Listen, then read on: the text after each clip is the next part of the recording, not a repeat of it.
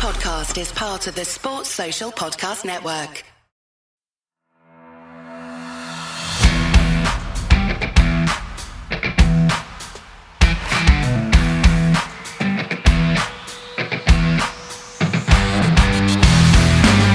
Welcome to the Wrap Podcast, the place to catch up on all the regional and national rugby in Wales. You can find us on all the usual social media platforms and message us through there if you want, or you can email us on welshregionalrugbypod@gmail.com. So all the boring stuff out the way, let's talk rugby. Hello, and welcome to this week's edition of the Wrap Podcast. Hope you're all doing well. I'm Jamie, and joining me for this one is James and Harley. Good evening, gents. How are we? Good evening. Good evening. We all good? Yeah, a bit. Depends if we talk about Wales or club sides. It depends on if we talk about Wales men or Wales women. Yes. Yeah, true, I suppose, yeah. Well, you should be happy, James, after today's announcement. We'll come on to that in a bit, but let's start, as we always do on this pod, with Drink of the Week. I'll go first. So I've got a sour beer. I have got black currant and apple crumble. And this is a beer from a company called 71 Brewing Company, who are based in Dundee in Scotland. Let's have a look what it says on the side. Inspired by our most comforting of desserts, our hazy sour beer has been packed with locally sourced black currants, apple juice, spices, and a touch of vanilla to create a luscious mashup of sweet and zingy. This is black currant apple crumble. I don't know if you lads like a crumble. I certainly do. It's one of my favourite desserts, and this does actually taste like a fruit crumble. So I'm well happy with that. What's the percentage on this? 6.5. So it is a bit strong, but yeah, it's pretty nice. So that's 71 Brewing Company with black currant apple crumble. There's mine. I'm well happy with that one. Harley, what have you got for us this week?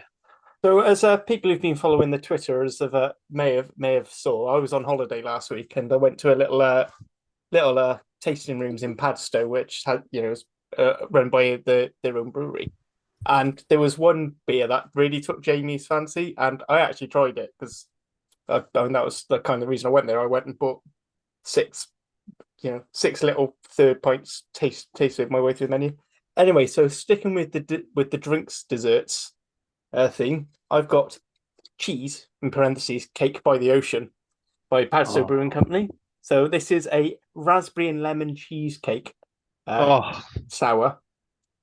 And a similar vein, yes, it does taste like a raspberry and lemon cheesecake. It is wonderful. It's a little bit less in your face than most sours, so it's not as bang in your face. But it's actually quite... So normally I only drink a sour when I've had a couple of beers to sort of palate cleanse, but this is actually incredibly palatable.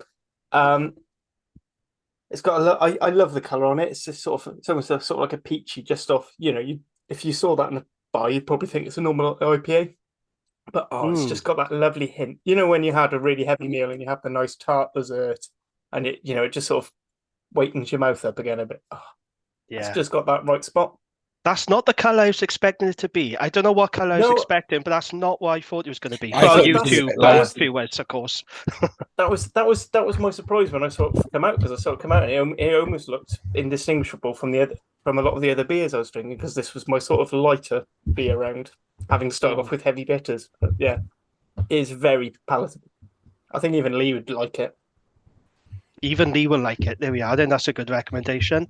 James, what have you got this evening? What's your drink of the week?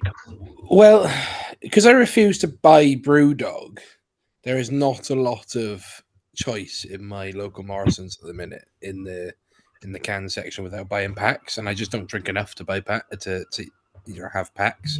So I managed to find it's by Siren Craft Brew. It's called Expressions Citra DDH IPA.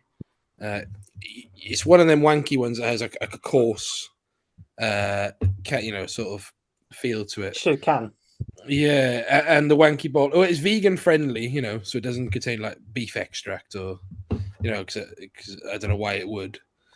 But it's still cow guts. But yeah, our Expressions beers are soft IPAs made to tell the story of an individual hop.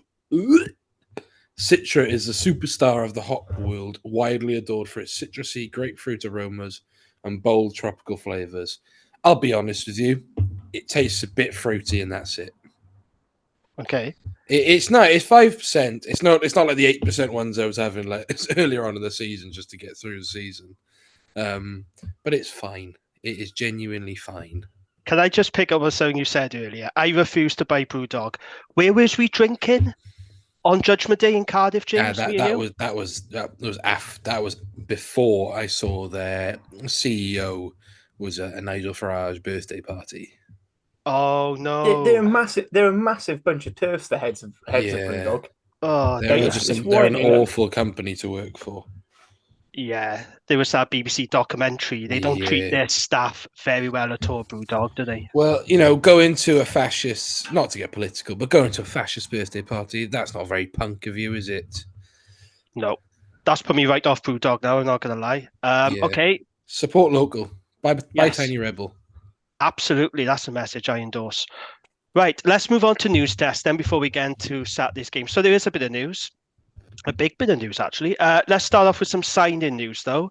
First of all, Cardiff, they've boosted their pack by signing once-capped England lock Josh McNally from Bath. The 33-year-old, a sergeant in the RAF, arrives after 5 years with Bath. How do you feel about that signing, Ali? It's a pretty good one, isn't it, for experience and bulk? Well, I mean, it's one of the big things a lot of Cardiff fans have been crying out for the last, since Cardiff rugby started in 1870. It's heritage. Of course, it's a great signing. He's going to be there throughout the season because, let's be fair, Teddy Williams, as soon as he's fit back, Gallagher's going to be doing his best to break him using him as a tackle bag. So we've lost a lot of grunt with Tamani. Ospreys keep buying back any second rows we take off them and turn out to be decent. I can't half expect to see Thornton over there next. No. Let's not be silly. It's a good signing. Hopefully, it should help develop. Because when we were talking to Gruff, we've basically promoted a load up from the academy. Now they're all, it's quite young. It's all under 18s, really. So having a few. It's going to take a couple of years before we get anything through. Yeah, I think it's a decent signing, Like I said, it adds a bit of muscle, doesn't it? And really good experience, bit of leadership as well. So, that's a good signing for Cardiff.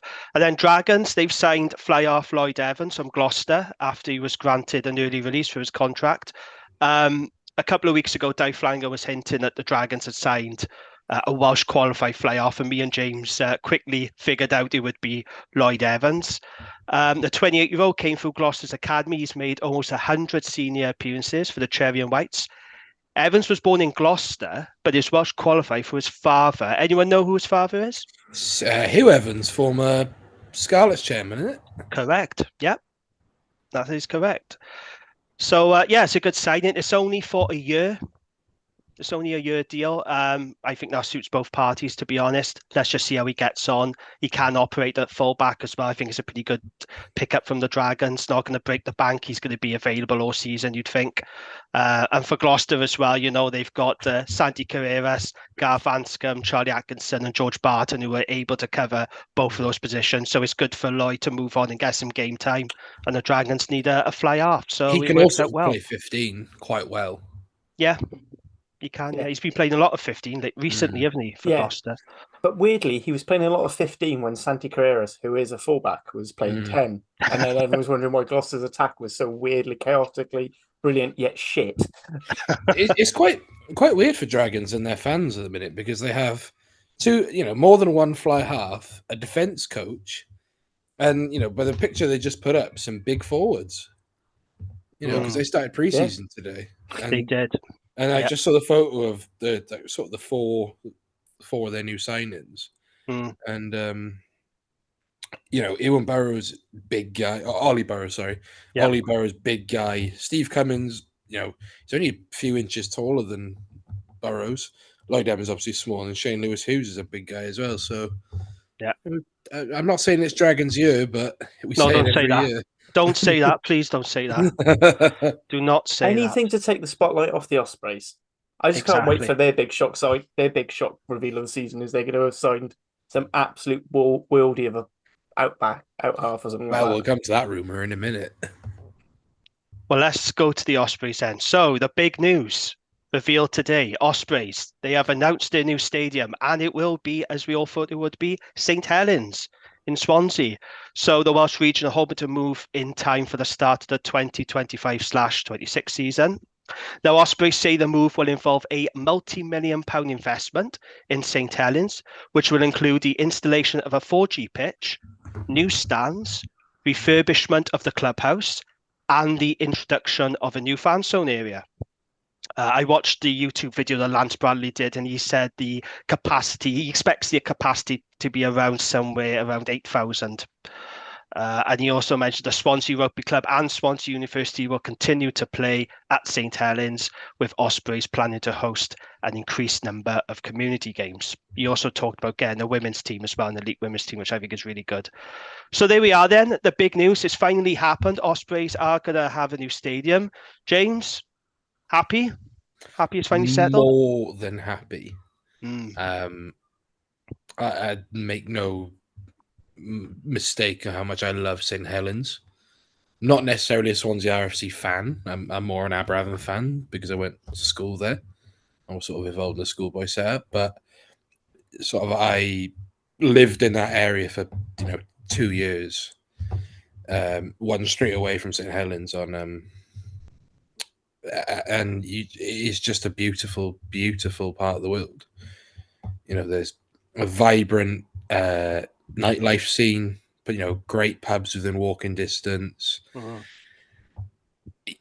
A beautiful backdrop to where the ground sits, and just I think it's a really exciting opportunity. First and foremost, to sort of continue the redevelopment of Swansea as a city, not just as a rugby ground. And this phased redevelopment is a smart way of doing it, rather than just chucking money at the wall and essentially hoping it sticks. By identifying what are the key things we need to do first, well, they are put a roof on the terraces, chuck up a temporary stand, so you've got 3 stands essentially, redo the clubhouse, and put a 4G pitch down. They're the 3 things that will basically give you solid foundations to go forward. And I actually think the video, I didn't get to watch the video straight away. I watched it a few hours later, and is very well put together in terms of he's very clear about what he wants that pitch to be used for, and that is everything. He wants double headers like Cardiff have. He wants the likes of community games to be played there. Sort of growing up, the big complaint was we were never allowed to play like our version of the Dewar Shield Cup final on the Liberty. Well, that wasn't Ospreys' fault. It was, the Swans not letting us. So you have that opportunity now. We all knew it was going to happen. Anyone with a brain knew it was going to be St Helens. But I think Bridgend have conducted themselves amicably throughout all this, and their statement was really classy. And as a fan, I hope we continue to work with Bridgend. We've got fixture clashes coming up this season, so likely we are going to be using Bridgend. And it is it's a great. I like Bridgend, but for what we need, it just didn't have the facilities. And just in terms of it's unfortunate in terms of its location, but really glad that we've got it over the line and the process can begin. And by all accounts, it's gone down well with about 90% of Welsh Rugby Twitter, which is good for Welsh Rugby Twitter. There's a few from excellent. There's a few from various regions who have had a whinge, but I'm sure we can name. I'm sure if we really want to, we could name. I can name him. Yeah. But on the whole, really good, really exciting time to be an Osprey. Good stuff. Yeah, I saw a few grumbles from fans. I mean, the majority of the fans are really happy about it, but there was some complaining about the parking and the infrastructure around St. Helens. But Lance Bradley has been replying to a lot of these people in fairness, and he said, look, there's car parking, regular buses that stop outside the ground, and it's a 20-minute walk from the city centre. Mm-hmm. So it's okay. It's doable, isn't it? It's not as bad as people. I get that a lot of people travel by car, but it's not like they're not going to build a car park. It's not like they're not going to have parking facilities. Like, people are just being pedantic. You know, if we were doing this a couple of years ago, Nice wouldn't have had the parking facilities. God, I remember going to a couple of preseason games at Nice. You couldn't park anywhere before they built that multi-story. You know, Yeah. same with Bridgend. Bridgend's lucky it's next to a train station, but yeah, the little semantics like that don't particularly matter. It's a very very good opportunity, and I for one, I'm looking forward to it. And you know, it's a beautiful stadium and a beautiful part of the world. Yeah, absolutely. Harley, any thoughts on it at all? As a kind of supporter? I think James covered it well. I mean, it's going to be great for Ospreys to have their own ground. That's theirs. You know, they are the primary people on it. I know that Swansea RFC are going to still be there as well. But yeah, it's nice having your own home. It's very sensible. Sounds like they're building what they need now with the future in mind. So they've got that plan for expansion, which is something a lot of people get trapped in, is they build something for now and then it's out of date. And that it's quite a lot of things get built for a certain purpose and then they're out of date by the time they're complete. Yeah. So I think that's very sensible. Again, with the parking, of course they're going to put a car park up, but I mean, if you've got slightly less than ideal public transport, it's still there, and then that's obviously and I think a lot of these people think about the situation now, not think in the future, but not thinking about how the future is going to change. And it's just like, well, give I'm sure they'll have thought of this because that would have been part of the planning application with parking spaces. Like whenever the university, when I was working at the University of Exeter, when they were building, they'd be building something on top of like an old car park. So they had to say, right, we've got to build another car park, but we can't open that car park until we start building on this one because we're only allowed so many spaces because the council say you've got to have this many spaces. You can't have more and you can't have less. And it's one of those weird things. So I imagine it'd be a similar thing in Swansea. Yeah. Okay, James, let me ask you this then. So now this has finally been sorted because it did drag on for a little bit. Yeah. As an Osprey supporter now, because there has been uncertainty over the region, as you know, we all saw that Sporting Wales interview last week. Alex Cuthbert, Sean Harley, they were speculating it could be the Ospreys. I knew that's something that you wasn't particularly happy about. With this move now finally happening, do you feel more reassured about the club's future going forward? Yes, absolutely. I think I was more reassured having spoken to Lance myself. And actually, I think once you got over the initial shock of that interview and you actually probably sat down to look at it and listen to the interviews with Abby Tierney, the other one, The other one. I can't even remember his name. Richard Collier-Keywood. That one. Yeah. I do genuinely believe that 4 is their goal. Yeah. What the 4 look like in terms of a funding model is a bit different. Because you got to remember that initial thing said we were £35 million in debt, right? And then after a week, that somehow came down to 29 million. So the numbers haven't really the numbers haven't added up, let's say. So yeah, I'm no worse off mentally around where the Ospreys are going to exist than I was 6 months ago, because I'm always on edge that the Ospreys aren't going to exist. It's survival instinct. I'm like a baby deer going through a safari park. But no, it doesn't affect. For me, it should reassure a lot of people. Yeah, I have no doubt that the WRU won't fall, but what the 4 look like will be very different. Yeah. And the SIU are going through something very similar. and so it'd be interesting to see how the two approach this. But it's a thing for another time. I think if you're an Ospreys fan, just be excited. It was a really good end to the season. We've had a couple of weeks of no news, and then now this has come out. I think it is a really good time to be excited. So, yeah, absolutely. Okay, so that's the news desk done then.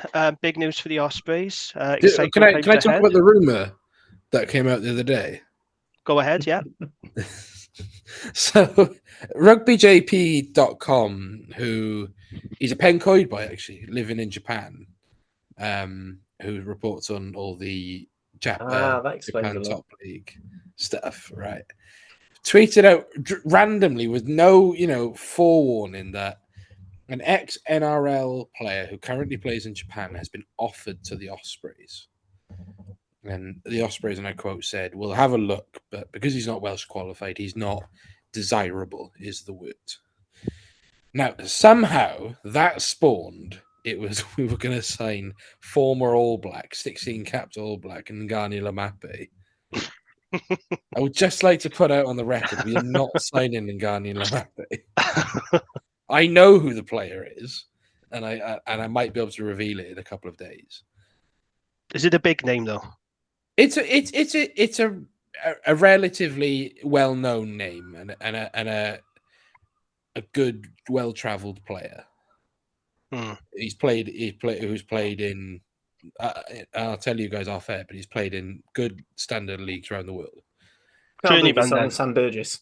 No, it's not Sam Burgess. It's Luke Burgess' brother. It's a journeyman. When you said well-travelled, to me that just screams journeyman. It is journeyman, but with a good record. Okay.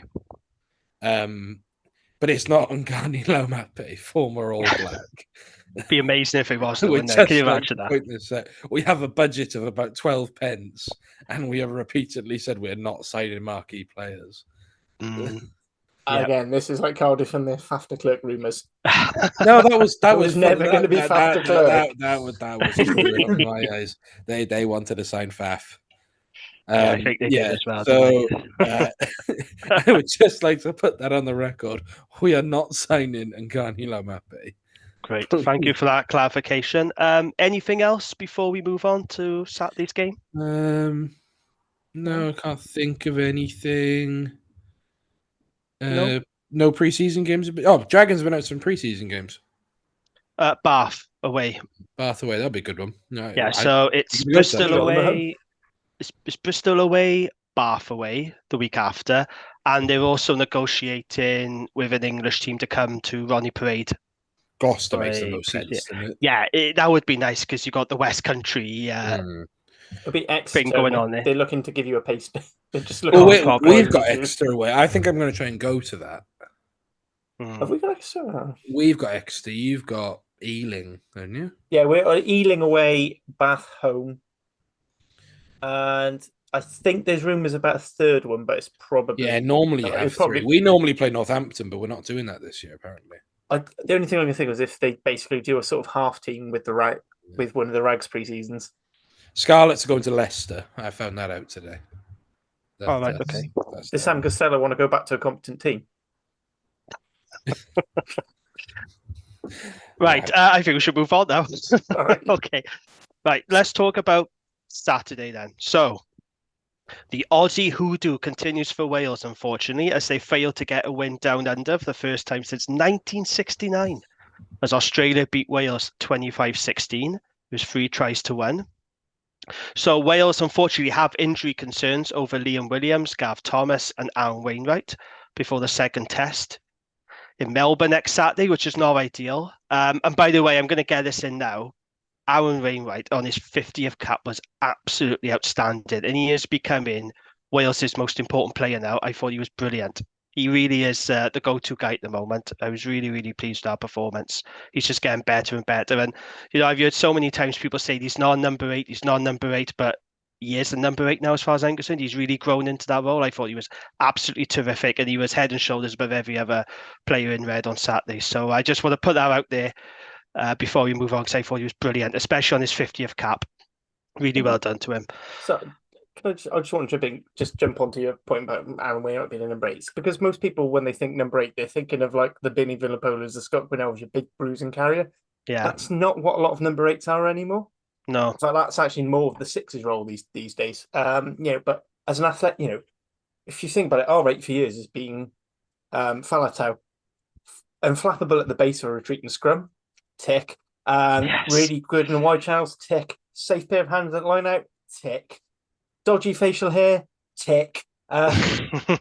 Yes. Obviously, so full disclosure, I only listened to the BBC Radio Wales audio commentary. I was playing in the garden with my daughter, and I'm not paying for Sky Sports for 1 month because I pay for enough of a sport that just generally leaves me pissed off and upset. So I wasn't paying another 30 quid.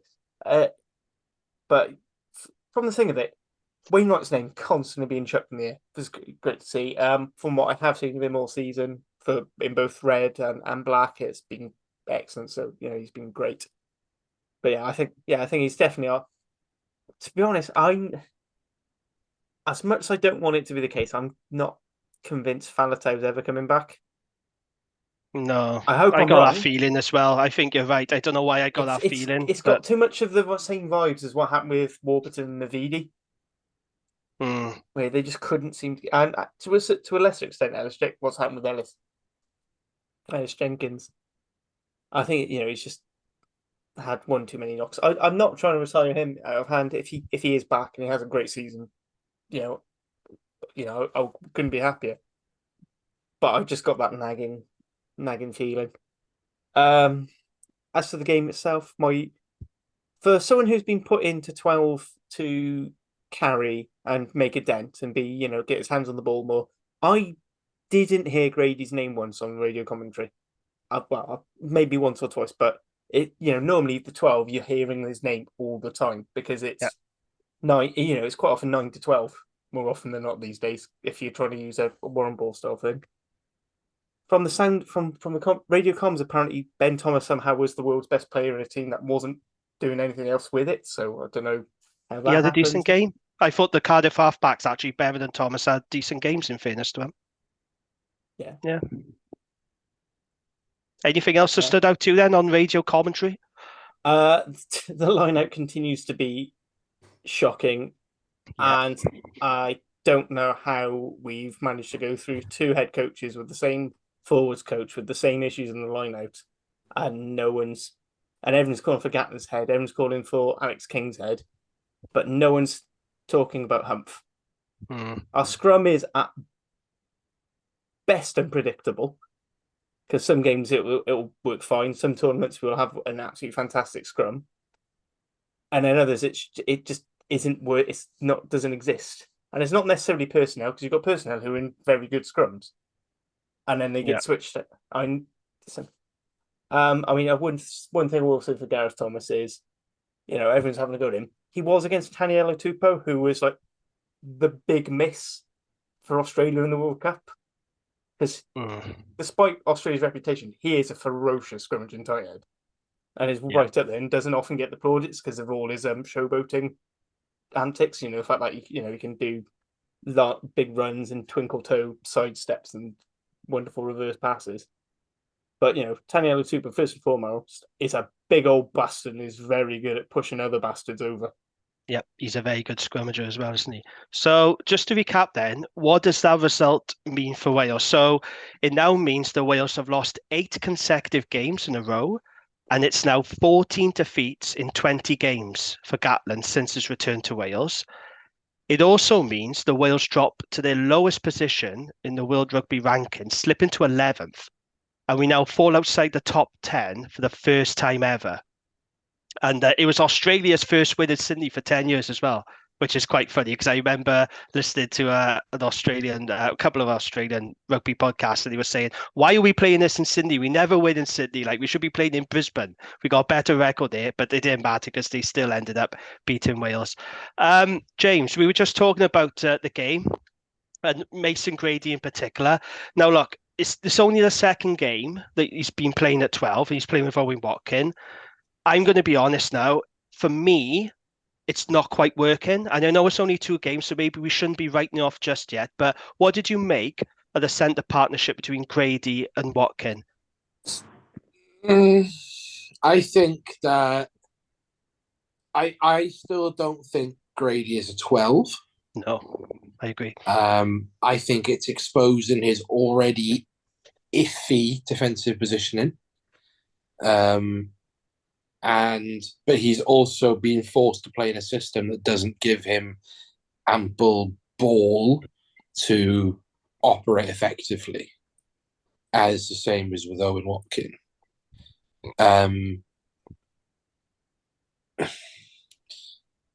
I with Watkin has had a fantastic season, right? And deserves to be in the Wales squad. Unfortunately, I think he's in a system that doesn't suit his attributes. He's not being used well, and I think he gets scapegoated for a lot of things that go wrong.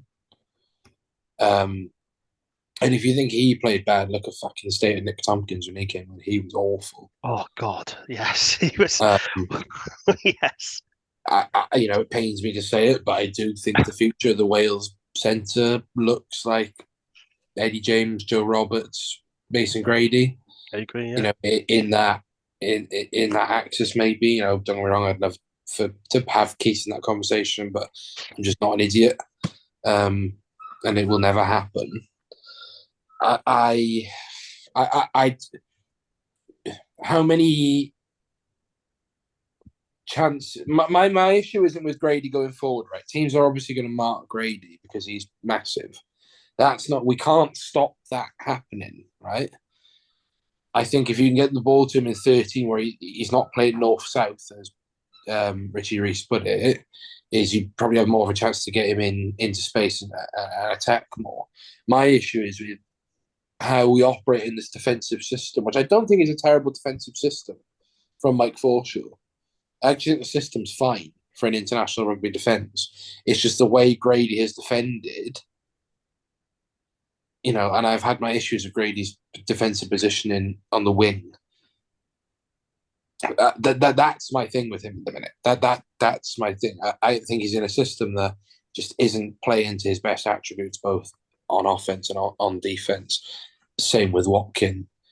The alternatives though aren't great because you play Eddie James and Nick Tompkins. You likely are going to get the same outcome. The thing with James is he's a bit more of a distributor. That's it, really. You trade off a bit of Grady's power for a bit more distribution, but that's not the game plan Gatland wants to play, and Alex Cable wants to play. So, yeah, I think Ben Thomas was fine. I think Bevan was okay. I thought he was better in the South Africa game, personally. There's not much more to say. From my point of view, Gareth Thomas had his worst game for the for Wales. He did. He had a stinker, didn't he? Tupou really gave him a tough time in the scrum. I've been reading online that apparently he was not fully fit. And he's so he didn't have a good game, and I'm able to put that out there. And what a lot of people are wrongly saying is that he doesn't offer anything, and using this game as a way of saying that he's not Wales' starter. He's comfortably Wales' best loose head. If you're excluding Nicky Smith, who's not in the squad, yeah, he is comfortably Wales' best loose head. Sorry, Dewi Lake, the line that Harley mentioned, right? I've said on here before, and I think we've said as a pod, is Dav Jenkins' line-out calling is not very good. It's just not, and that was proved on the weekend. Dewi Lake is a 92% line-out thrower this year. So this narrative that he's not very good at throwing this year is a rubbish one. It just is. I can only recall one throw that wasn't straight, but every time, straight. But other than that, it just got picked off, didn't it? Yeah. But the line it's because our setup is predictable and the calls are being made are predictable. Go on, Harley. You're itching to say with the Dewi Lake not straight. Gatland came out and said, "I'd like clarification for that because I can't see how it wasn't straight." I don't remember that's it, so I Gatland, can't say. But that's one of the things I was saying, that if the one throw that it wasn't on target, actually someone was saying, well, actually no, if the head coach is defending Berry for, then you've got to look at it.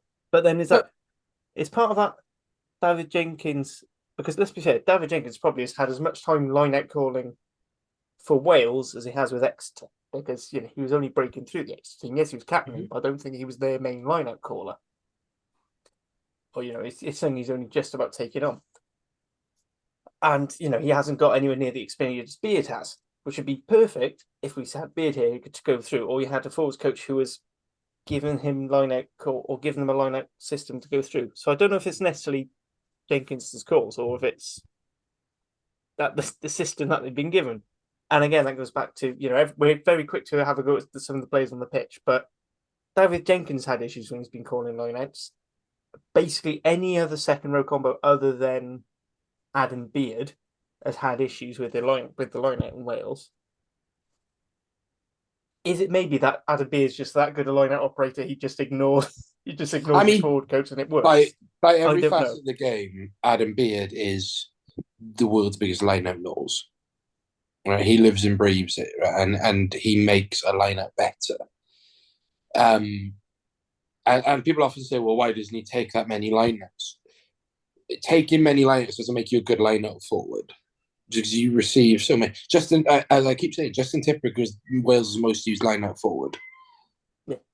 That doesn't make him a good lineout caller. That's two different things, yeah. And he is one who lives and breathes lineouts. Like, he loves it because he understands how much of a weapon it can be. And this is not a problem just isolated to Dewi Lake as well. Evan Lloyd had some picked off. I think we hone in on the Dewi Lake thing because he did have a gyroscopic arm at one point. And trust me, I witnessed it many times. But yeah, the set piece needs sorting out. Positive wise, I thought Ben Thomas was fine. It didn't do himself any injustice. Didn't do it. He's a Welsh 10 in this current system, which means he's not going to do much except pass the ball. He goal kicked relatively well, as far as I can remember. 3. Yeah, that's all he could have to do. But, in a struggling scrum, Archie Griffin was fine, and around the park was good. Tackler. And I've said my issue was not with Archie Griffin as a player. I think Archie Griffin's a fantastic player, and I tipped him for Wales ages ago. It's just the amount of minutes he's playing, which is none. He's played 365 minutes over a season. Yeah, that is not good. That's not good enough for a tight test level. That's the problem, isn't it? The set piece is a huge concern for Wales, though. Yeah. So the line-out success rate on Saturday was 76%, which really isn't good enough. And the scrum was, Archie Griffin did have a really tough time in the scrum against James Slipper, which you would expect, given James Slipper's the most experienced prop in world rugby now. Credit to Archie Griffin, though. He did recover pretty well. And I think a good shout out as well goes to Kemps Mathias. Yeah, he came out against the Aussie replacement tighthead, didn't he? He was exactly. fine. So the caveat is, yes, Tupou and Slipper went off. The scrum did get better because, they weren't cut up against those guys. But I thought he did very well in the loose. His scrummaging was okay. Archie Griffin played 74 minutes. Yeah. He was top tackler, 26. So the scrum did improve, but it is a constant Achilles heel for us, isn't it? The fact that we can't set a platform for our backs and our set piece is really letting us down. A word for Chris Chunza. I think best game for Wales. You took the words right out of my mouth. I was about to say this was undoubtedly his best game in a Wales shirt. So that makes me think, well, is his future now at lock instead of the back row? Because I thought he was very effective and he pulled off a brilliant turnover. I think Australia were in our 22, they're going through 17 phases. Yeah. It looked like they were going to barge their way over and he come up with an absolute pearl of a turnover. It really was impressive. And I've been critical of Chunza because I think sometimes he doesn't impose himself as much as he should for a guy of his size. I want him to show a bit more grunt, but I thought on this occasion, I thought he was very, very good and it was his best performance in the Wales shirt. Gav Thomas had a wretched time, didn't he? Yellow card in the scrum. It was difficult for him. But I tell you what I was disappointed in was the breakdown battle. I mean, we lost that all hands down, didn't we? So we conceded 28 turnovers. We only won 3 turnovers, according to the stats. Tommy Raffel, this has been my issue with Tommy Raffel, right? And this happened. He was brilliant in the Six Nations. I think it was the last autumn when we played. Was it when we played New Zealand last autumn? He had a stinker and he goes missing in a lot of games. Is that fair to say? Because he is very consistent in a lot of games. I don't know if that's a fair comment. He doesn't. He's brilliant at one thing, right? Tommy Raffel he's brilliant at the breakdown, right? Yeah. But if a team can nullify that, and a team who's so protective over the ball, like a Joe Schmidt team, right? Then what else does he offer? He doesn't carry. He's not a carrier. He's not a link player. He's not a line-out forward. So do you know what I mean? Like, this is where the Jack Morgan debate tips over Jack Morgan for me. It's gutted that he's injured. Is because Jack Morgan has more of an all-court game. And arguably, so this is where Jim Botham comes in. Does he have a bit more? He's a bit beefier, better in the carry. So this is not me saying Raffel is a bad player. Raffel is a very, very talented open side and one of the last great Jacqueline open sides in this modern game, where the 7 shirt has evolved to a point now where we don't need it. But if a team like Joe Schmidt, Australia, who covered the ball, like it's fucking, it's caught his fucking his wife, basically, it's that, protective, then Wales need to find a better way of being in that breakdown, because they were awful at it on Saturday. And this is where you also need to define your roles for your second rows, because you need a second row who's going to hit rucks and is going to be strong over the ball when someone carries in. It's what Thomas. It's same with your Titan, actually. If you're going to have, you're going to put Archie Griffin in that Thomas Francis role, where his job is to stand over a ruck and not be moved, the Tom Boter role, essentially. So yeah, I'll be interested to see what changes he makes for that second test. For me, I just think Tommy Raffel needs to show a bit more of an all-court game. I'm not the only person who said this, I'm not the only person. I think he needs to show more of an all-court game for me. Yeah, okay. It's something like, to be fair, it's just to hop on, because it's a comment I've made about Raffel before now when we've had this debate, and saying he looks really good when he was in a back row of Liebenberg and Visa, who did an awful lot of hard yard carrying. They were the guys who were getting people down on the ground so he could get in over the ball. Do Wales have, yes, Team Pumphrey's been tackling quite well. He's tackling everything. But is he making the sort of shots that's allowing the likes of Rafa and Lake is another one who gets, is probably an underrated jackler as well. If you're not getting the players on the ground quick enough so that you can get in before the support, you haven't got a shot. I mean, whenever I've played last season, it was basically a case of, we're not bothering with the jackal this today. We're not going to get these guys down quickly enough. Don't bother, just soak up. They're going to, eventually they'll run out forwards and put it to the backs and they'll drop the ball. Yeah, that's a fair point. Our discipline in the first half was absolutely atrocious. I don't know what was going on, but I think it was 17 minutes. We were already being warned about our discipline. But it's funny when you look at the stats, Australia actually gave away more penalties than Wales. So they gave away 13, we gave away 11. So that was another area that let us down in the first half. I have to say, though, the attack, I mean, it's so bad, isn't it? It's blunt. And apart from that penalty try, which, by the way, our driving ball was very, very good. Australia was really struggling to contain that. That's one area that did go right for Wales. Yet again, in attack and open play, we just never look like scoring a try. We're not making hardly any line breaks. We're hardly beating any defenders. It is so bad. Why is our attack so bad? And why isn't Alex King getting more criticism than what he should be getting? I mean, should we now be pointing fingers at Alex King and saying, well, come on now, you're in charge of our attack. for all the criticism Gatland's getting, maybe as Harley mentioned earlier, we look at Humphreys and we need to look at King and say, what is going on? Well, the interesting thing for me is I come back to the Gwyn Jones comments this week, which are very interesting about. You talk about selection. I don't want to talk about that bit. I want to talk about the way the players in which they've picked and the style in which they're trying to make them play. Is they have picked players from teams who play more open, risky, expansive rugby, and are trying to make them play. I think attritional is the wrong word, but a more percentage, numbers-based style of play, where you hold on to the ball, you're focused on ball retention, making hard yards, forcing the opposition to give away penalties, or punching holes. Essentially, like the Ospreys play. You're sending a big man up, and then you're sending forwards around the corner to create mismatches eventually. But we're using the personnel from teams who like to play close to the line, out the back, wide rugby. So, this is where, we've been talking about the supposed marrying up of the regional and the international game, and you can see now why it just isn't working. Because actually, what do? Are you saying then, if you're Warren Gatland, Alex King, and you're saying to Jockey and to Dwayne Peel, we have every intention of playing your players, right? We're the ones who, we're picking your players the most, right?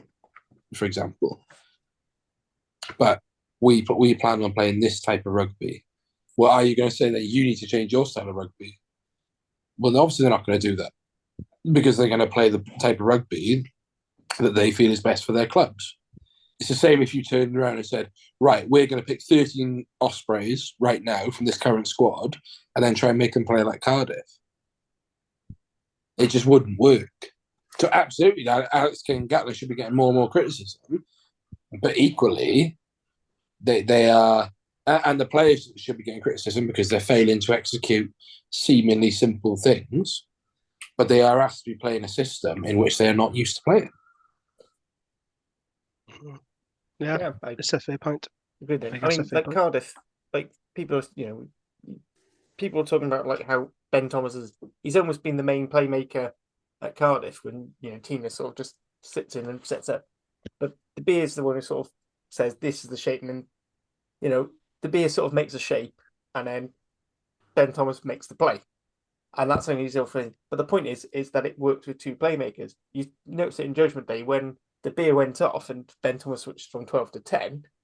Cardiff's attack got less effective because Sherrick's attack is designed to have two playmakers, so one steps in, so that you're not always sure who's going to pull the trigger. But Gatland's not doing that. He's seeing Ben Thomas saying, "Oh, he's big and physical. He can kick the ball and he can call shapes." I'm going to move him to 10, missing the point of why he works so well doing that at 12. And it's just getting really frustrating. So, I don't know, maybe bringing in Eddie James, who can sort of do that because he's grown up playing 10. Because obviously not playing 10 since you were 6 years old is a perfectly fine requisite in the Wales squad to be a 10 cover. But even then, it took De Beer and Ben Thomas playing week in, week out a whole season to start getting this sort of almost seamless switch between the two. But this is the problem, though, isn't it? Like Ben Thomas doesn't play 10 for Cardiff. Mason Grady doesn't play 12 for Cardiff. So it's pretty difficult, isn't it, to see how this is going to work when they're not playing in natural positions for club. And bear in mind, Jockey said, I'm not changing my system for it because this is the system. This is the system that's exciting the fans. This is what's getting them into the thing. You want us to pay for our own. Also, we had Dickie Holland on the Central podcast this week. Listened to that this morning because I wasn't on. Very good. And he was there saying, about how WRU are telling us we've got to increase our own revenues by say X amount over the next 5 years. We said, well, part of the reason we're holding good season ticket thing is even though we're narrowly losing every game, is at least it's a good brand of rugby to watch. That's what the fans want to see. So they're not going to change how that is just because of the WRU. I am consistent in saying that mindset is. But I agree with what you're saying in terms of Jockey should not change the way he plays is that there is no yes, there is such a thing as an exciting brand of rugby. It could be as exciting as it wants. If you're not winning games, it doesn't matter. Like that, I don't think your style of play is what's getting people in the door. I think it's because you have a likable group of players with a likable coach. You made up of a core of people from the city centre of Cardiff and from the bits of Cardiff like Ely, which require more outreach than someone in Llandaff North. I think that's what's getting people through the door, not because Teddy Williams does a cat flap or I don't know, Garen Smith does a chip kick. I don't know who plays at Cardiff anymore. When you should mention that, then we'll come into him when we get to the end.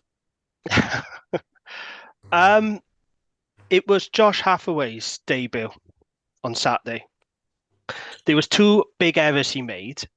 His kicking out of van was quite poor, actually. He kicked the ball dead on one occasion, and then a poor clearance kick, which led to Tom Wright's try. Which, great finish, by the way. I know that's doing the rounds on social media. It was a fantastic finish, but let's be honest. The defender was Keystone Cops, wasn't it? Tompkins flapping like a chicken like that. Grady well out of position. But what did you guys think of his debut, Josh Hathaway? Do you think he'll get another chance, or what did you make of it? But yeah, it was for me a poor debut. When Josh Hathaway is a fine player, right, and should be championed as a future Wales player. But let's be fair, everything we've seen of him is because he's playing in a system that suits his style. He's also not been very good defensively. I thought he made his one-on-one shots relatively well, good chase off kickoffs. I think there's a player in there, but I think the way the media have hyped him up because he's a young player who plays in England, as is their way, is that he's a future god of rugby because he happened to play in the same club that Louis Rees-Zammit did in the same position, and he's Welsh and from. I don't think it was a good debut overall. And I'm not alone in saying this. It was a 5 out of 10 performance for me. 5 out of 10 performance. You think it's too soon, Harley, do you? I think it was a bit too soon. I think because when you look at, yes, he's played a fair few minutes of Gloucester actually, but this is a Gloucester team that basically halfway through the Premiership season gave up playing in the Premiership. So they were just cycling out the kids. He was on the pitch for some pretty crap losses. Frankly, was he in the team for the? You got to look. What are the games Gloucester considered big? Did he play in those? Other than the Premiership Cup final, don't think he did play in a lot of those. I said I think he's too raw. You can tell he's got a lot of work on. A lot of this is just clips and people have ever sent to me, but again, didn't really, when there were breaks, it was, say, oh, that was a poor read from Hathaway or whatever. That could just be, again, bias from the radio commentators I listen to, not wanting to blame someone inside them. But yeah, it just, from what I'd seen of Hathaway this season, I saw the player that was there, but I didn't see the current international. That's what other people are calling him for. We know why he's been kept. I mean, he can't basically to avoid the repeat of Emmanuel Fate-Werboso. Yes, That's exactly it. Yeah. No matter how many times I point out to people, it's completely different circumstance. But yeah, whatever. It's a shameless ploy. We all know why. I mean, Reagan Grace will get capped this weekend for the exact same reason. Well, that's why I was wondering, would he come into the test team or do you keep him in for the Reds game? There was a lot made that Reagan Grace would be called up for England. I don't think he'd ever play for England, if I'm honest. No. I'd be very he's a very proud Welshman. But yeah, he'll be capped. Gatlin wouldn't have called him in and called him up on the squad not to cap it. Did it with Ratty first time round. Well, oh well. Yeah. Oh well. Yeah, but no, I could see now. Hathaway might. Well, so now I reckon if Sanjay isn't 100% fit, you might see win it back, and I reckon Reagan Grace will come in for Hathaway. Will be Yeah. on the bench just because they'll want to cap him, and the Reds game will be uncapped as it's not a test match. Yeah. So I watched the New Zealand England game before Australia Wales, and I have to say the stark difference between the teams, those games, it was quite remarkable. You know, I watched that game on Saturday, and I just think Australia and Wales are two average teams going through a rebuild. You know, and it's really disappointing that Wales, again, it's this familiar failings, isn't it? The set piece, the attack, the discipline. Because for me, Australia were there to be beaten. You know, I think this was a really good opportunity for Wales. Because don't forget, Joe Schmidt, in the build-up to this game, he came out to the media and said, "I've never been so unprepared for this game." They only had 5 full training sessions. So don't forget, Wales have had a lot more time together in camp. They've had more prep. They come off the back of a tough test against South Africa and Twickenham. But then when you watch the two games, yeah, Australia were in great shakes themselves, but even then they look better than us. You know, they look like they had more structure. That's the worrying thing for me. And I just think when you look at Australia, you know they're going to get better under Joe Schmidt given time. They are going to progress. They will have an identity. They will have a style. They'll be very hard to beat. Do I think the same about Wales under Warren Gatland Mark II over time? I don't. I'm just not confident he can turn this around. And I'm not anti-Gatland yet. I'm not saying Gatland gets sacked. There is a growing discontent for Warren Gatland from a lot of our supporters. I'm not quite there yet, but I'm really unsure that he's going to be able to turn this around. I think he's bitten off more he can chew by coming back. Problem is that Gatland isn't a coach. He's a delegator. You know, he's more of a man manager, so it's basically his assistants, and he'll have his idea of how he wants to play, and it's then it's the coaches underneath. So if there's a coaching issue, I mean, the overall story is ultimately Gatland's the thing. But one thing I want to raise you, because you mentioned some of the other games on the weekend, and thinking of what was just fucking god awful, I basically had to turn off after about 50 minutes. The Scotland-Canada game.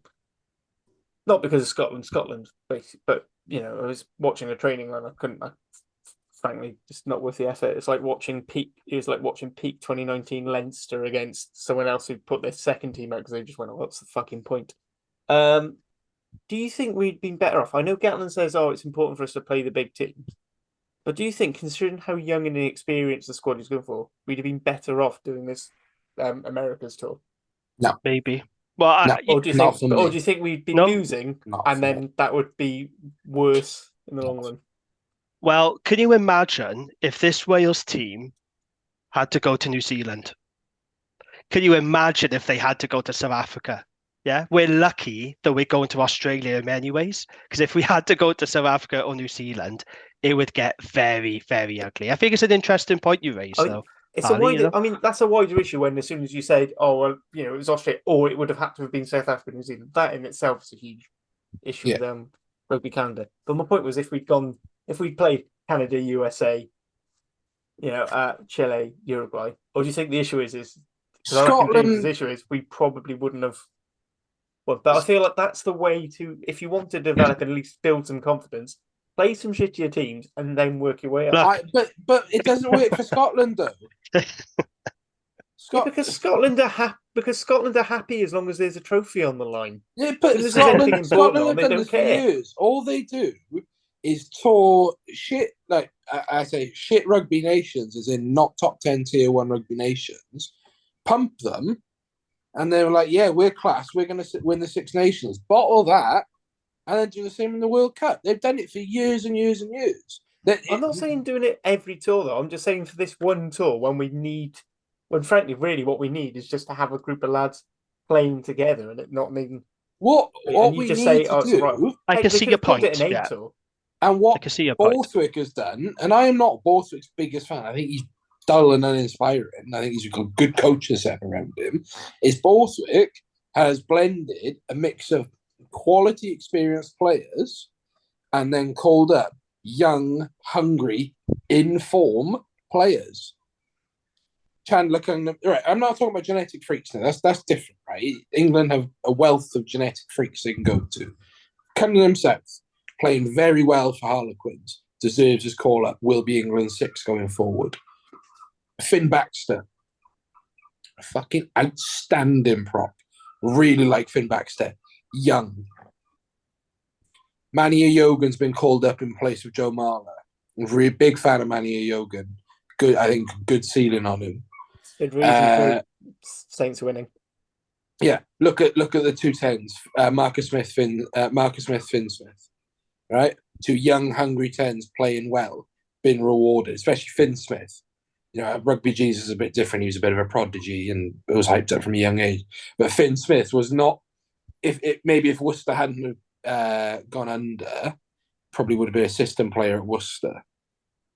You know, so they look at the Ethan Roots last year, the last camp. You know, I know he's in this camp but not playing the Six Nations Cup. Was a young player playing really well and was rewarded with a call up. Gatland is not doing that effectively. And yes, this is me ranting about a lack of Ospreys, but he's not calling up young players in full. But the way they do it in England, right, is more about and I watch it and I have these discussions, with is both, and this is a discussion I've had with Robbie as well. Gatland and Eddie Jones are very similar coaches in that they reward loyalty and with older players, right? He did it in England. He's changed that at Japan because he has to, because he's in a very different situation than he was at England. Look at how long it took him to cap a new scrum half, for crying out loud. Well, to be fair, Gatland's only been there for 2 of those 4 years. Gatland did cap the last news. He's capped both the last. But Gatland's squads generally stay the same. He's never done a proper reset, a hard reset before. When was the last time he did a hard reset? 2008? He's only done it because he's had to. Yeah. But he's not very good at them, clearly. Because he fucked it up. I think we should have played Canada, actually. I agree with Harley. I mean, because not even Wales could lose to Kingsley Jones's Canada. We know we're struggling. I don't think we're that bad to lose to Kingsley Jones's Canada. I think we just about. But it's the one sort of thing, like the issue of if you want to try and work on a new attacking system, the worst team to come up against first with the box, because you're not going to be able to do anything, because you're going to be forced to kick the ball away, because you're always going to be going backwards, because that's how they play. You want, it's a discussion me, Hugh, Julia, and Sharon were having on the women's pod was actually the thing Wales women needed to do was develop their attack. Their forward game is still up there. It's definitely up with the top teams. What struggles are attack, but we couldn't work on developing our attack because we weren't able to take risks or take chances or try new things, because we were defending for our lives, because the Red Road, you'd have Black Ferns and the Wallaroos just absolutely coming at you. And you just basically, all you do is defend, and you just killed your confidence. I get why some coaches say, we want to be playing the best teams, but other times maybe it's better to play less good teams. I know you've got the issue with Scotland, but I feel like Gatland's probably better than Tooney in that sense, that once he's got a team who are confident, he's better at bigging them up, whereas I also feel like he's just as good at a team who's low on confidence, pushing further and further down. Wales have always been effective, right? It's because we've played these teams consistently. We played South Africa consistently for years, and then we had their number, right?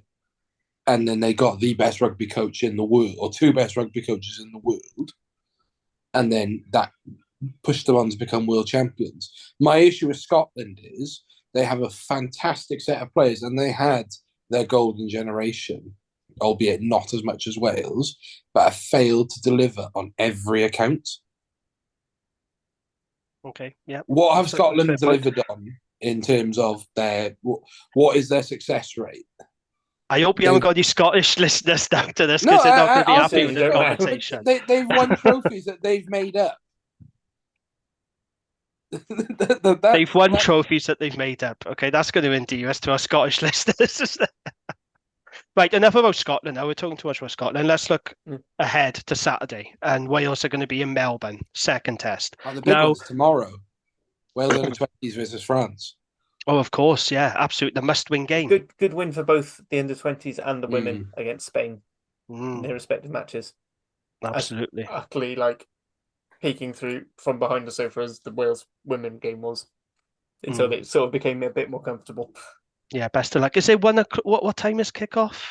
Tomorrow, I think, is midday-ish. Oh, right, okay. I'll be in work, I know that. Yeah, best of luck to the Wales under-20s.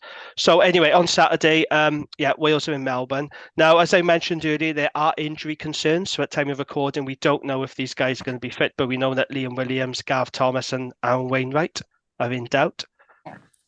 That's going to be a huge loss, isn't it, if all three of those players, particularly Wainwright and Liam Williams, isn't available. If they are fit, though, Harley, would you be tempted to make any changes for this test? Or do you think Gatland would just stick with what he's got? I think to a certain extent you almost have to, just because, as I said, if we're complaining that we're not building anything in attack, but if the team's constantly changing, you're not going to. So you're almost forced into keeping things the same. I mean, I'll be honest, I feel bad for Cam Winnett because I don't think he's done anything wrong. Sanjay's just coming on and doing what Sanjay does. But I mean, if that's what you want to do, go for it. I think Gareth Thomas is still the best loose head, and he's probably the second best loose head at 50. Gareth Thomas at 70% is still probably the second best loose head in the squad. The question is do you want to reward? Do you want to make sure that Domachowski has a look in on this tour, or is Gatland pretty happy with what he can do and he wants to see more out of Matthias? Honestly, I don't know. I just think you could make changes, but I don't see who would necessarily make it better that is in the squad.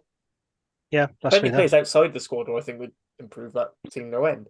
Yeah, absolutely. Like Nicky Smith, for example, but he's not Nicky included. Smith, Thomas Francis. Exactly. Great. Yeah. What about you then, James? Can you see any changes being made? If everyone's fit, that is. Yes, but Gatland won't because he doesn't like making wholesale changes to a team. He never has. Politically or the team. Unless it's medically enforced. I think there is scope for Grady to move to the wing.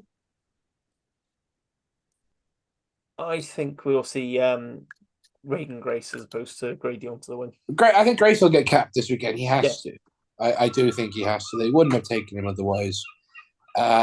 Maybe we'll see Eddie James. I think. Can you really justify Tompkins after that performance? I don't know what the point of Tompkins is anymore. I don't, because I think he's no good on the bench. He just doesn't give you any impact at all. If you're going to play Tompkins, you got to start him. Yeah, but then, I agree with that. I just don't see the point of him being in this Wales squad. If you're going through a total rebuild, let's start with Eddie James or put Ben Thomas at 12. Sorry, Ali was going to say. I think with the starting Tompkins at 12, why would you start Tompkins ahead of the big lads Grady and Eddie James? It'd be the distribution game.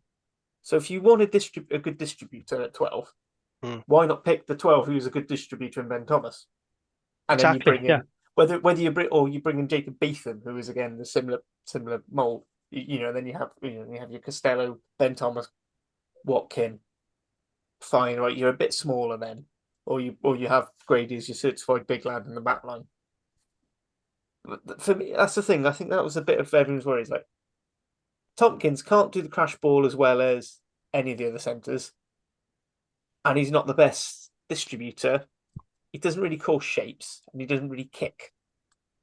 So I don't see where his place. That's what I'm saying. I don't know what's the point of him. I think he's a bit of a loose cat. If people talk about Grady jumping out of the line at 12, it's probably because he's been watching Nick Tompkins play 12. To be honest, he's always been a loose chicken, and he had like a loose chicken. Tompkins. He's always been chaotic. Fine, as long as the rest of the team, I always said it worked well for the likes of Faz and Bigger. because they're experienced 10s, they know what's going on with him. They know how to deploy that. If you're an inexperienced 10, like Costello, or not, a 12 playing 10 like Ben Thomas, that's just another bit of shit you don't want to be dealing with right now. Like, I can't even. Here you go, forward, carry it up. I know we're going to lose yards, but I just no, not today. Yeah, my wife when she sees the baby's gone into the cereal cupboard again. It's just whatever. I just think that I can see what can be dropped to put maybe an Eddie James, Mason Grady centre combo in there.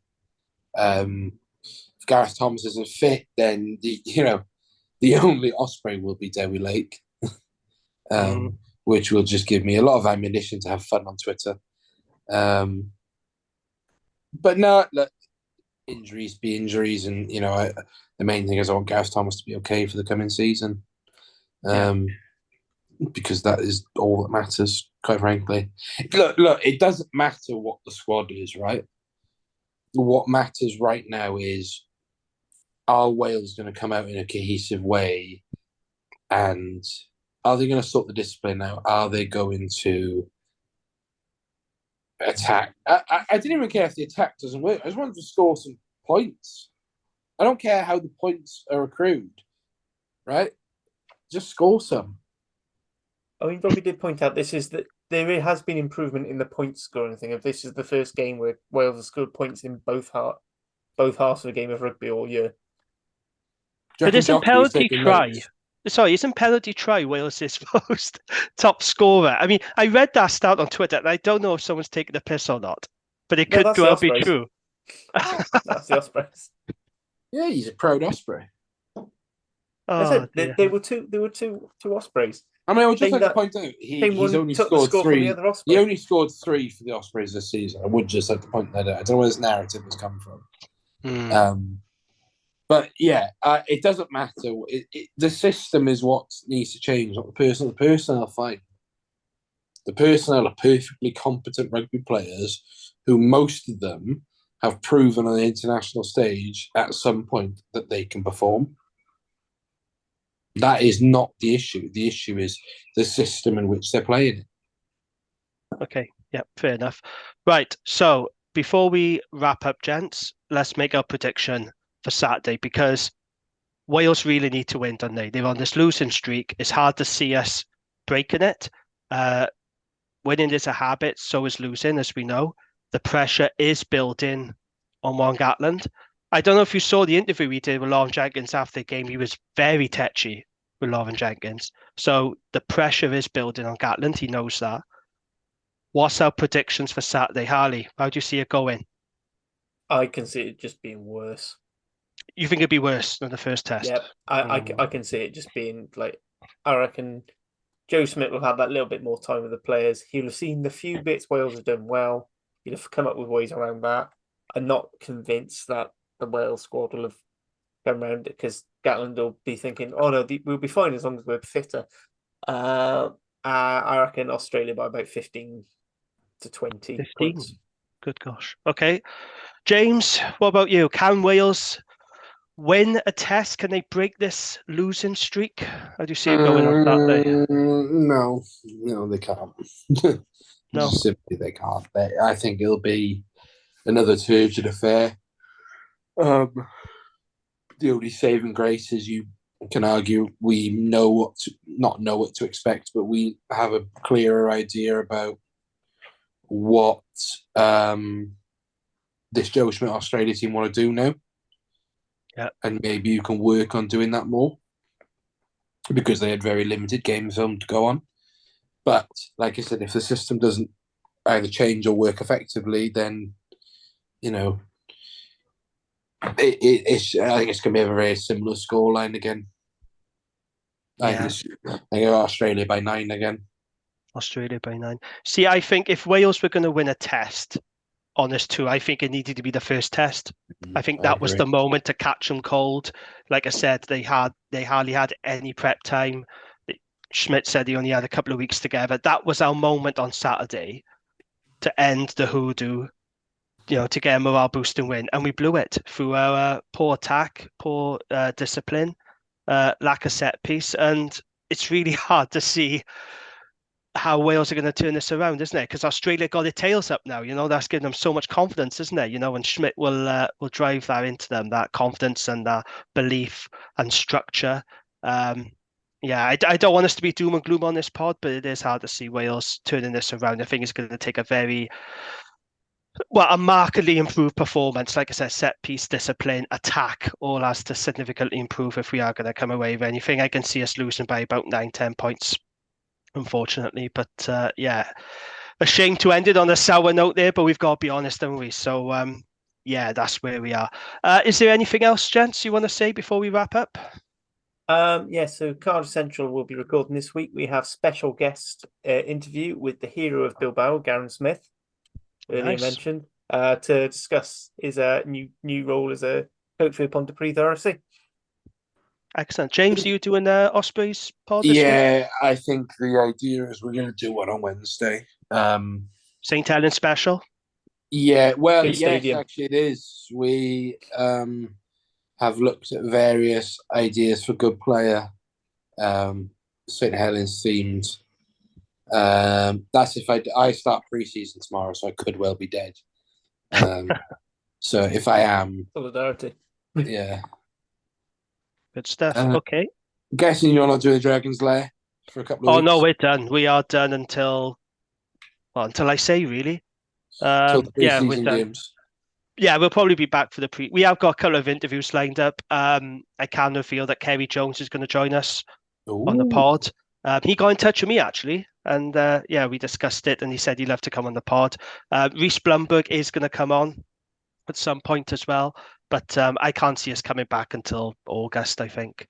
Because it's just nothing to talk about now from a Dragons point of view, really. So, okay. I think we'll leave it there for this week, gents. Thank you both for joining me, and thank you for listening. We'll be back next week to review the second test in Melbourne and hopefully a Wales win, fingers and toes crossed. But until then, take care and goodbye. Nasta. Goodbye.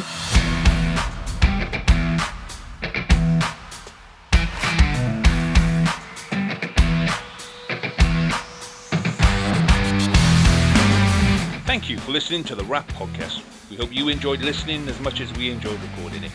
Please do rate us and tell your friends, as it really helps us to grow and get better. We'll be back next week with more of the same, and until then, enjoy your rugby.